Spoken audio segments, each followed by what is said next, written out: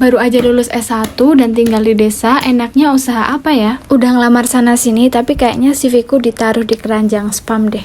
Tapi belum rezeki aja kali ya. Mau nyoba jadi petani, tapi skillku masih dikit banget. Tanah di desa itu sekarang banyak banget loh yang nganggur, termasuk tanah ortu aku. Tunggu, dengar suara tukang rosok lewat, langsung aku panggil buat ngejual sisa berkas kuliah aku dulu. Ya, hal biasa kalau misalnya pertanyaan kerja di mana selalu terlontarkan setiap orang yang ketemu aku. Wajar-wajar aja, namanya juga basa-basi. Negara Indonesia sekarang juga dilanda krisis ekonomi, yang mana jumlah pelamar itu lebih banyak daripada jumlah lowongan pekerjaan. Sebenarnya di hari Sabtu kemarin aku udah dapat interview lamaran pekerjaan di pabrik. Waktu aku pulang dari interview, aku langsung dikabarin kalau aku Senin udah bisa masuk kerja. Alhamdulillah langsung dapat panggilan. Tapi di sisi lain aku harus segera nyari kos. Jarak rumah ke pabrik itu sekitar 50 km. Aku carilah nomor pemilik kos di Google Map. Ada kali ya 10 WhatsApp yang aku chatin buat nanyain apakah ada kamar kos yang kosong. Tapi jawaban dari semua yang aku chat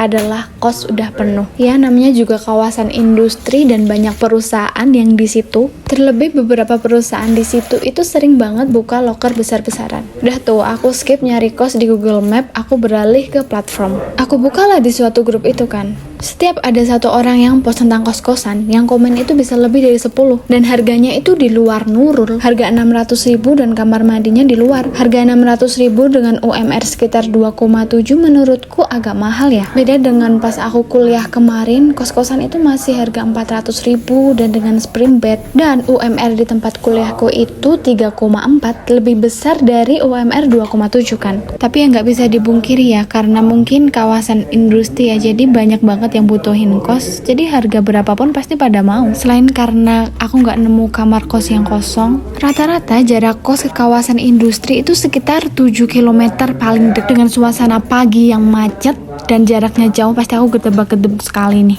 Mungkin menolak lamaran pekerjaan kali ini adalah keputusan yang terbaik. Dan ternyata ortuaku malah seneng kalau aku nggak jadi kerja. Sebenarnya mereka udah ngelarang sih pas aku awal interview ke tempat itu. Ya, namanya juga nekat, pengen banget cepet dapet kerjaan. Mereka bilang nggak apa-apa, kerja apa aja dulu, yang penting deket rumah, jangan yang jauh-jauh. Bener sih, soalnya kalau jauh kan nanti pala habis di perjalanannya aja. Dan untuk sekarang aku milih di rumah dan aku pengen nanam suatu tanaman. Aku masih bingung mau nanam apa yang perawatannya mudah tapi hasilnya tuh banyak. Setelah searching akhirnya pilihanku jatuh ke tanaman cabai rawit hijau dengan pupuk kandang yang sudah tersedia. Karena kami juga memelihara kambing, mungkin aku bisa nanam dengan modal 100.000, tapi dengan syarat yang ngelola tanah itu bapakku sendiri. Karena sekarang biaya buruh macul itu sekarang sehari 100.000 dan belum tentu juga sehari selesai. Kenapa aku nggak nanam cabai keriting atau cabai rawit setan? Ya karena perawatannya susah. Dengan minim ilmu yang aku ketahui ya, yang aku tahu mungkin aku butuh penyubur,